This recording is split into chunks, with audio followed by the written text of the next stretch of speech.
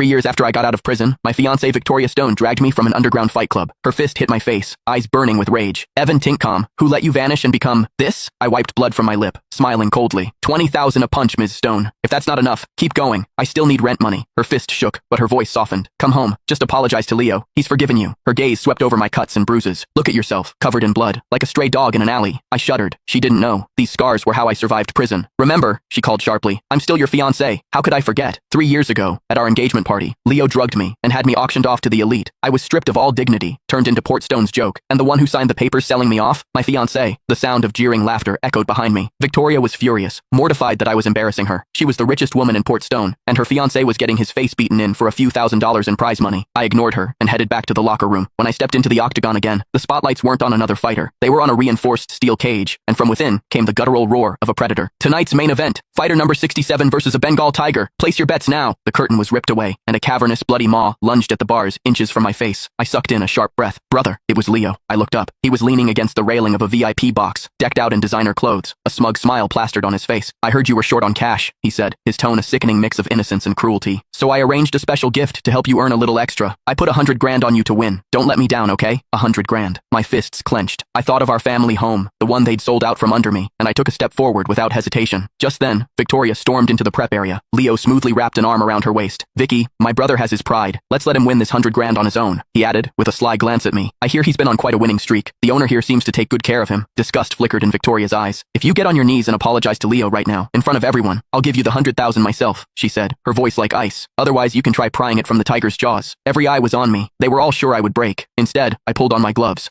Victoria's face went dark, her eyes practically shooting flames. The tiger lunged. I somersaulted forward, dodging the attack, and landed a hard kick to its throat. But the difference in power was immense. Its jaws snapped shut inches from my skull more than once. Victoria's expression grew uglier with every passing second, but I refused to give in. After a few brutal rounds, my arm was a shredded mess of flesh and blood. Bang! A tranquilizer dart hit the tiger's flank, and the massive beast collapsed. Victoria threw the rifle down and grabbed my mangled arm, her voice a raw scream. Are you trying to get yourself killed? Blood dripped onto the canvas floor. Sweat beaded on my forehead, but I kept my jaw clenched. I didn't lose. Don't forget to send the money. Her hand shot out, her fingers wrapping around my neck. Her eyes were cold steel. You're hopeless. Since you're so desperate for money, maybe I should have just let them sell you for a good price at that auction. My body convulsed. The world spun, and then everything went black. As I lost consciousness, the secret I'd overheard all those years ago whispered in my ear. Ms. Stone, we've completely ruined his reputation tonight. That should be enough to satisfy Mr. Leo. He brought it on himself.